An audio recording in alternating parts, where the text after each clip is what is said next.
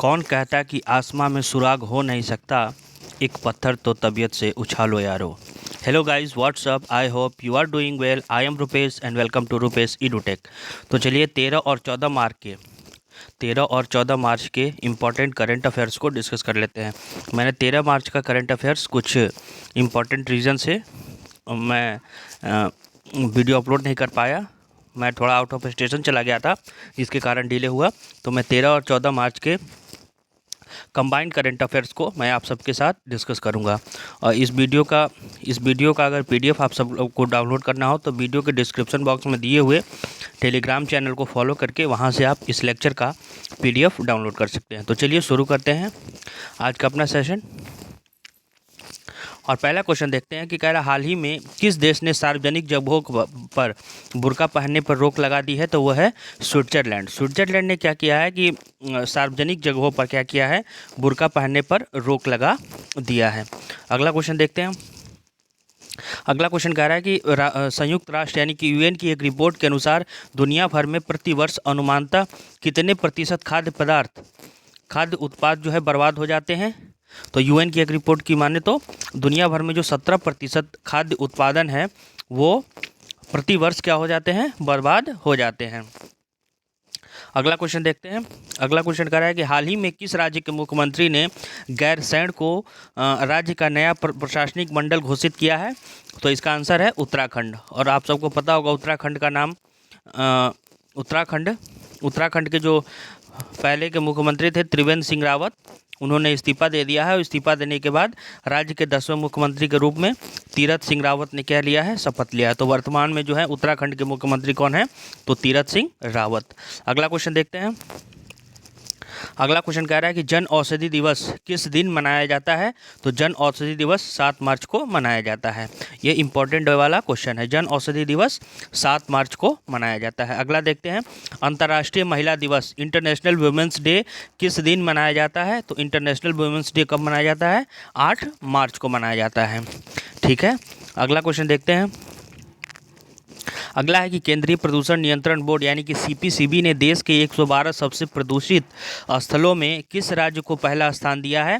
तो उड़ीसा राज्य को क्या है कि सीपीसीबी यानी कि केंद्रीय सेंट्रल पॉल्यूशन कंट्रोल बोर्ड ने क्या किया है कि देश के जो 112 सबसे प्रदूषित स्थल है उसमें जो है उड़ीसा राज्य को क्या किया है, पहला स्थान दिया है। और उड़ीसा के जो वर्तमान सीएम कौन से हैं, तो वर्तमान सीएम है नवीन पटनायक क्या हैं, उड़ीसा के वर्तमान मुख्यमंत्री हैं। ठीक है, और यहीं पे उड़ीसा में चिल्का लेक भी है और उड़ीसा में ही वेलर द्वीप जिसका नाम बदल करके डॉक्टर एपीजे अब्दुल कलाम द्वीप कर दिया गया है। तो उड़ीसा राज्य के बारे में इतनी जानकारी हमें मिलती है। अगला क्वेश्चन देखते हैं। अगला क्वेश्चन कहता है कि नेपाल सुप्रीम कोर्ट ने हाल ही में कम्युनिस्ट पार्टी की जिम्मेदारी किसे सौंप दी है। तो वो ऋषि कट्टेल को सौंप दी है। ऋषि कट्टेल ने क्या किया, ऋषि कट्टेल को सुप्रीम कोर्ट ने हाल ही में कम्युनिस्ट पार्टी की जिम्मेदारी सौंप दी है। अगला देखते हैं। अगला कह रहा है कि हाल ही में किस भारतीय महिला पहलवान ने माटियो पैलिकोन रैंकिंग कुश्ती के फाइनल में जीत दर्ज कर 65 किलोग्राम भार वर्ग में विश्व की नंबर 1 पहलवान बन गई हैं। तो उसका आंसर है विनेश फोगाट जो है विश्व की नंबर 1 पहलवान बन गई है 65 किलोग्राम भार वर्ग में। अगला क्वेश्चन देखते हैं। अगला क्वेश्चन कह रहा है कि किस देश की सरकार ने विभिन्न क्षेत्रों में उत्कृष्ट योगदान देने वाले 9 प्रसिद्ध हस्तियों और एक संगठन को सर्वोच्च नागरिक पुरस्कार यानी कि बांग्लादेश का यह सर्वोच्च नागरिक पुरस्कार है स्वाधीनता पुरस्कार 2021 प्रदान करने की घोषणा की है। ठीक है, स्वाधीनता पुरस्कार 2021 करने की घोषणा की है। तो वो देश कौन सा है, बांग्लादेश अपना पड़ोसी देश बांग्लादेश। और यहाँ की जो प्रधानमंत्री हैं वो शेख हसीना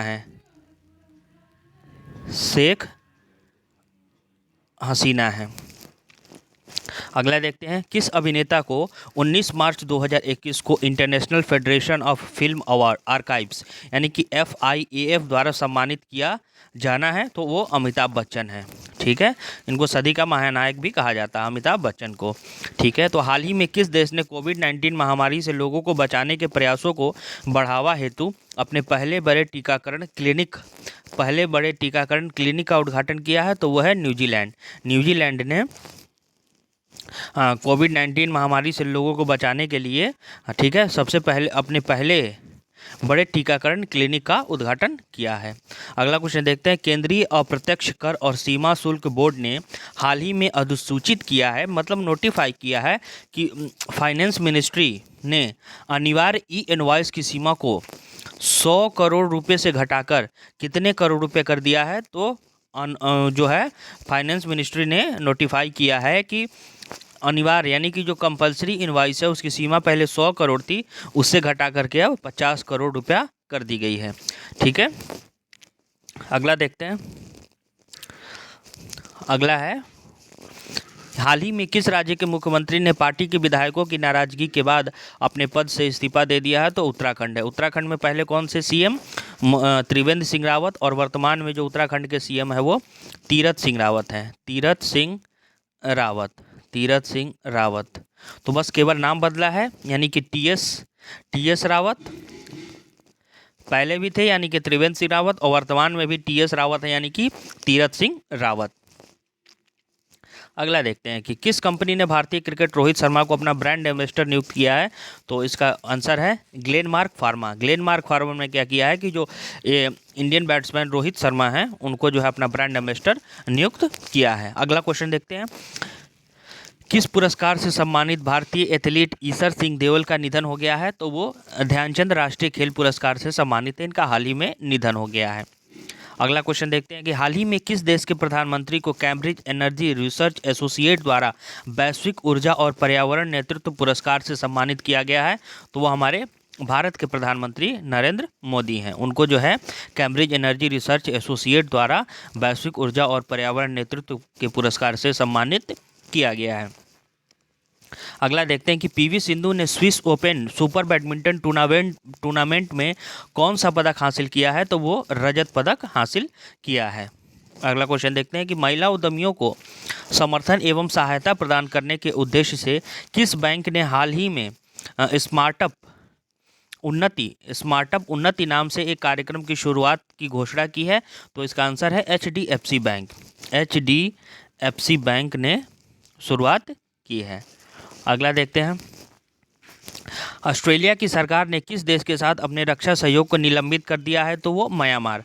और म्यांमार में ही क्या है, अभी तख्ता पलट हुआ है, जो कमान है वो सेना के हाथों में चली गई है। अगला क्वेश्चन देखते हैं, प्रधानमंत्री नरेंद्र मोदी ने हाल ही में वीडियो कॉन्फ्रेंसिंग के माध्यम से भारत और किस देश के बीच मैत्री सेतु का उद्घाटन किया है? तो वो बांग्लादेश। ठीक है, भारत और बांग्लादेश के बीच जो है प्रधानमंत्री मोदी ने वीडियो कॉन्फ्रेंसिंग के जरिए जो है मैत्री सेतु का उद्घाटन किया है। अगला क्वेश्चन देखते हैं, अगला है हमारा राजस्थान और किस राज्य के पूर्व राज्यपाल न्यायमूर्ति अंशुमान सिंह का हाल ही में निधन हो गया है? तो वो गुजरात के पूर्व राज्यपाल रहे थे, उनका निधन हो गया है। हाल ही में अडानी ग्रीन एनर्जी की इकाई ने गुजरात के कच्छ में कितने मेगावाट का पवन ऊर्जा संयंत्र चालू किया है? तो वो 100 मेगावाट का पवन ऊर्जा संयंत्र चालू किया है। अगला क्वेश्चन देखते हैं, ग्रामीण भारत की 1 मिलियन महिलाओं की सहायता के लिए गूगल ने किस नए प्लेटफॉर्म को लॉन्च किया है? तो वो वीमेन विल वेब है। अगला देखते हैं कि हाल ही में किस राज्य में पहला वन चिकित्सा केंद्र खोला गया है? तो वो उत्तराखंड में जो है पहला वन चिकित्सा केंद्र खोला गया है। अगला देखते हैं, टेस्ट क्रिकेट में दोहरा शतक बनाने वाले अफगानिस्तान के पहले बल्लेबाज कौन हैं? तो हशमतउल्लाह शाहिदी जो है अफगानिस्तान के ऐसे पहले बल्लेबाज हैं जो टेस्ट क्रिकेट में डबल सेंचुरी बनाए हैं। अगला क्वेश्चन देखते हैं, अगला है हमारा, किस अफ्रीकी देश के प्रधानमंत्री हामेद बकायोको का कैंसर के कारण 56 वर्ष की आयु में निधन हो गया है? तो यह है आइवरी कोस्ट। आइवरी कोस्ट एक अफ्रीका का देश है, वहीं के प्रधानमंत्री हैं जो हामेद बकायो का कैंसर के कारण 56 ईयर में क्या हो गया, निधन हो गया है। अगला देखते हैं, चुनाव आयोग ने किस राज्य में विधानसभा चुनाव से पहले राज्य के पुलिस महानिदेशक वीरेंद्र को तत्काल प्रभाव से हटाने का आदेश दे दिया है? तो पश्चिम बंगाल। पश्चिम बंगाल में 8 चरणों में मतदान होने हैं और इसका जो काउंटिंग है वो काउंटिंग रिजल्ट 2 मई को आने वाला है। ठीक है, अगला क्वेश्चन देखते हैं, महिला अंतर्राष्ट्रीय क्रिकेट में 10,000 रन पूरा करने वाली दुनिया की दूसरी और भारत की पहली महिला क्रिकेटर कौन है? तो वो मिताली राज है। मिताली राज है। ठीक है, अगला क्वेश्चन देखते हैं। अगला क्वेश्चन हमारा है कि वेस्ट इंडीज क्रिकेट बोर्ड ने हाल ही में टेस्ट टीम का नया कप्तान किसे नियुक्त किया है? तो क्रेग वेथरवेट को जो है वेस्ट इंडीज क्रिकेट बोर्ड ने हाल ही में अपना टेस्ट टीम का नया कप्तान नियुक्त किया है। अगला देखते हैं, पाकिस्तान की मीडिया नियामक एजेंसी ने किस चीनी ऐप को फिर से प्रतिबंधित कर दिया है? तो टिकटॉक को। टिकटॉक इंडिया में तो पहले से बैन है ही, और जो पाकिस्तान की जो मीडिया रेगुलेटिंग एजेंसी है उसको जो है चीनी ऐप टिकटॉक को जो है पाकिस्तान में भी बैन कर दिया गया है। अगला देखते हैं कि विश्व प्रसिद्ध आध्यात्मिक संगठन ब्रह्म कुमारी की किस मुख्य प्रशासक का हाल ही में निधन हो गया है? तो दादी हृदय मोहिनी का जो है हाल ही में निधन हो गया है। वो कहाँ से रिलेटेड थी? तो जो विश्व प्रसिद्ध आध्यात्मिक संगठन ब्रह्म कुमारी जी एक संस्था है, उसकी जो मेन एडमिनिस्ट्रेटर रही हैं, उनका हाल ही में निधन हो गया है। अगला देखते हैं कि हाल ही में किस देश ने खराब मिलावटी सामान बेचने और फर्जी ऑफर देने को लेकर 184 चीनी वेबसाइट को बंद कर दिया है? तो वो सऊदी अरेबिया ने जो है बंद कर दिया है। अगला कुछ एक्सप्लेनेशन के साथ करंट के क्वेश्चंस को डिस्कस करते हैं, जो कि 13 और 14 मार्च से रिलेटेड इंपॉर्टेंट करंट अफेयर्स है, उसको हम डिस्कस करते हैं। तो देखते हैं, आइए इसी क्रम में देखते हैं पहला क्वेश्चन कि हाल ही में लॉन्च की गई एक्सिलरेट बैंगलोर यानी कि एक्सबी पहल के लाभार्थी कौन है? ठीक है, तो इसका करेक्ट आंसर है महिलाओं के स्वामित्व वाले सूक्ष्म व्यवसाय। जो कर्नाटक के मुख्यमंत्री BS येदियुरप्पा हैं, उन्होंने क्या किया है कि महिलाओं के लिए जो है स्वामित्व वाले सूक्ष्म व्यवसाय को सहायता प्रदान करने के लिए एक्सेलेरेटर बैंगलोर यानी कि एक्सबी की पहल लॉन्च की है।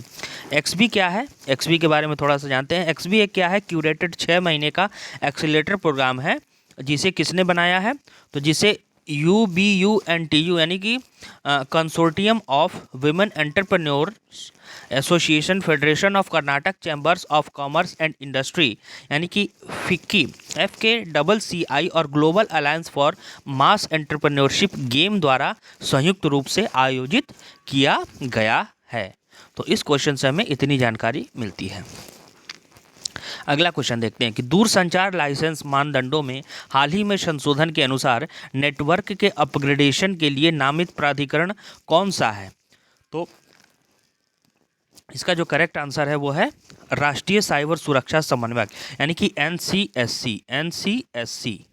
ठीक है, केंद्र सरकार ने जो है दूरसंचार लाइसेंस मानदंडों में संशोधन किया है, जो इसे गैर विश्वसनीय स्रोतों से नेटवर्क उपकरणों की स्थापना को नियंत्रित करने में सक्षम करेगा। इन संशोधनों के अनुसार मौजूदा नेटवर्क के अपग्रेडेशन के लिए दूरसंचार ऑपरेटर्स को राष्ट्रीय साइबर सुरक्षा समन्वयक यानी कि नेशनल साइबर सिक्योरिटी कोऑर्डिनेशन से अनुमति लेनी होगी। अगला क्वेश्चन देखते हैं। अगला क्वेश्चन हमारा है कि एपेडा किस केंद्रीय मंत्रालय के तहत स्थापित किया गया था? तो एपेडा जो है वाणिज्य और उद्योग मंत्रालय के तहत जो है स्थापित किया गया था। कृषि और प्रसंस्कृत खाद्य उत्पाद नियंत्रण निर्यात विकास प्राधिकरण एपेडा का फुल फॉर्म होता है, भारत सरकार द्वारा एपेडा अधिनियम के तहत स्थापित किया गया था। इसकी स्थापना जो है वाणिज्य और उद्योग मंत्रालय के तहत की गई थी। एपेडा ने हाल ही में कृषि और प्रसंस्कृत खाद्य उत्पादों के निर्यात को बढ़ावा देने के लिए अपना पहला वर्चुअल व्यापार मेला शुरू किया है। अपना पहला वर्चुअल व्यापार मेला शुरू किया एपेडा ने, इसलिए ये चर्चा में बना हुआ है। अगला क्वेश्चन देखते हैं।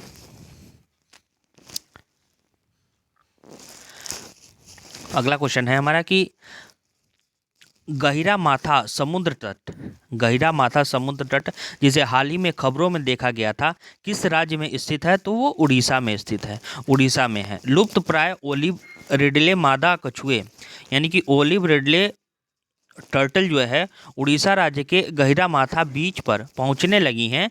यह अंडे देने के लिए इस प्रजाति का दुनिया का सबसे बड़ा ज्ञात स्थान है। अगला क्वेश्चन देखते हैं। अगला क्वेश्चन हमारा है कि हाल में एक अध्ययन के अनुसार महासागरों के गर्म होने से किस प्रजाति के चयापचय यानी कि मेटाबॉलिज्म पर असर पड़ता है? तो इसका करेक्ट आंसर है शार्क। साइंटिफिक रिपोर्ट की अगर माने, साइंटिफिक रिपोर्ट जर्नल में प्रकाशित एक ताज़ा अध्ययन के अनुसार महासागरों के गर्म होने से शार्क के चयापचय यानी कि मेटाबॉलिज्म पर जो है असर पड़ता है। कैसे?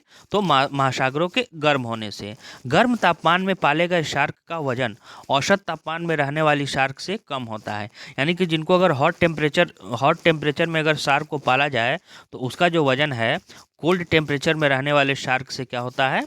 कम होता है। तो इस क्वेश्चन से हमें इतनी जानकारी मिलती है। अगला देखते हैं।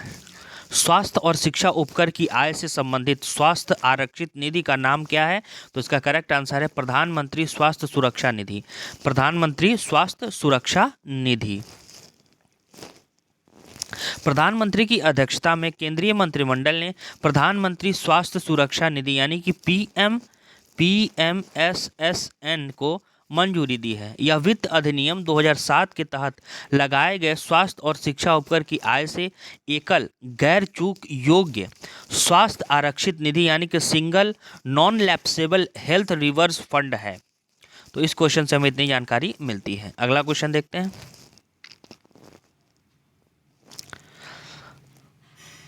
अगला कह रहा है कि किस भारतीय या राज्य केंद्र शासित प्रदेश ने विश्व महिला विशेष महिला मोहल्ला क्लिनिक शुरू करने की घोषणा की है? तो नई दिल्ली में केजरीवाल की सरकार है। अरविंद केजरीवाल जो है यहाँ के सीएम हैं और उन्होंने ही क्या किया है कि दिल्ली सरकार ने हाल ही में घोषणा की है कि अगले वित्तीय वर्ष में, ठीक है, अगले वित्तीय वर्ष में शहर भर में विशेष महिला मोहल्ला क्लिनिक, वहाँ पे मोहल्ला क्लिनिक तो पहले से चल रहा है लेकिन जो है अगले वित्तीय वर्ष में क्या है कि वहाँ पे विशेष महिला यानी कि स्पेशल जो प्रायोरिटी ज़्यादा दी जाएगी वो महिलाओं को दी जाएगी, वो विशेष महिला मोहल्ला क्लिनिक जो है खोले जाएंगे।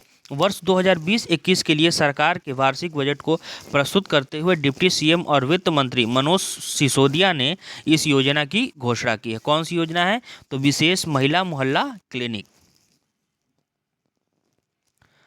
अगला देखते हैं। अगला क्वेश्चन हमारा है कि किस विभाग ने अपने अधिकारियों के लिए ऑनलाइन 5G प्रमाणन पाठ्यक्रम शुरू किया है? तो वो टेलीकॉम डिपार्टमेंट है, टेलीकॉम दूरसंचार विभाग यानी कि डिपार्टमेंट ऑफ टेलीकॉम यानी कि डॉट ने अपने अधिकारियों के लिए ऑनलाइन 5G जो सर्टिफिकेशन कोर्स है उसको शुरू किया है। विभाग का लक्ष्य 5G विशेषज्ञों और नीति निर्माताओं का एक इन हाउस पूल बनाना है। मतलब ऐसा प्रोग्राम चला करके एक ऑफिसर्स को क्या है ट्रेन करना है जिसको जो है 5G के बारे में जो है स्पेशलाइजेशन पता हो और 5G की जानकारी उसे हासिल हो। तो इस क्वेश्चन का करेक्ट आंसर है दूरसंचार विभाग। आइए अगला देखते हैं। अगला कह रहा है कि किस संस्थान ने आर्थिक मामलों के विभाग के साथ परिसंपत्ति मुद्रीकरण यानी कि एसेट मोनेटाइजेशन पर एक राष्ट्रीय स्तरीय वर्चुअल कार्यशाला का आयोजन किया है? तो इसका करेक्ट आंसर है नीति आयोग। नीति आयोग। अगर नीति के फुल फॉर्म को देखें हैं, नीति का फुल फॉर्म अगर देखें तो national institution for transforming India, ये नीति का फुल फॉर्म होता है, national institution for transforming India. तो नीति आयोग ने क्या किया कि आर्थिक मामलों के विभाग यानी कि डिपार्टमेंट ऑफ इकोनॉमिक अफेयर्स के साथ मिलकर परिसंपत्ति मुद्रीकरण यानी कि एसेट मोनेटाइजेशन पर एक राष्ट्रीय स्तर की वर्चुअल कार्यशाला का आयोजन किया है। इस कार्यशाला की अध्यक्षता केंद्रीय वित्त मंत्री निर्मला सीतारमण ने की और इसमें जो है राज्यों के प्रमुख मुख्य सचिव और केंद्र शासित प्रदेशों के प्रशासक, मैंने जो यूनियन टेरिटरीज हैं उसके जो है एडमिनिस्ट्रेटर क्या हैं, शामिल थे। तो इस क्वेश्चन का करेक्ट आंसर है नीति आयोग। अगला और आज के सेशन का अपना आखिरी क्वेश्चन देखते हैं। Asset reconstruction corporation India limited यानी कि आरसीएल ARCIL के प्रमुख के रूप में किसे नियुक्त किया गया है? तो इसका क्वेश्चन है, इसका करेक्ट आंसर है Pallav Mahapatra. Central bank of India के पूर्व CEO पल्लव महापात्रा को asset reconstruction corporation India limited यानी कि आरसीएल के प्रमुख के रूप में नियुक्त किया गया है। ये पहले कौन थे? तो ये सेंट्रल बैंक ऑफ इंडिया यानी कि CBI के जो है पूर्व जो है एक्स CEO थे। एक्स CEO उन्हीं को जो क्या किया गया है कि आरसीएल का प्रमुख बनाया गया है। आरसीएल क्या है? आरसीएल के बारे में जानते हैं। आरसीएल भारत की सबसे पुरानी संपत्ति पुनर्निर्माण कंपनी है जिसे 2002 में स्थापित किया गया था। पल्लव महापात्रा CEO के रूप में विनायक बहुगुणा का स्थान ले रहे हैं। यानी कि पल्लव महापात्रा से पहले आरसीएल के जो प्रमुख थे वो कौन थे? तो विनायक बहुगुणा। इसको क्या है, इसको रिप्लेस करके जो है पल्लव महापात्रा आ रहे हैं। तो आज के इम्पोर्टेंट आज के वीडियो का अगर लेक्चर का PDF आप सब लोग को चाहिए तो आप वीडियो के डिस्क्रिप्शन बॉक्स में दिए हुए टेलीग्राम लिंक को फॉलो करके वहां से आप इस वीडियो का PDF डाउनलोड कर सकते हैं। और मेरा वीडियो अच्छा लगा तो मेरे चैनल को लाइक, शेयर और सब्सक्राइब करना ना भूलें और साथ ही में बेल आइकन को दबाना ना भूलें ताकि जैसे ही मेरा वीडियो अपलोड हो तब वैसे ही आप सबको नोटिफिकेशन मिल जाए। Thanks for watching this video.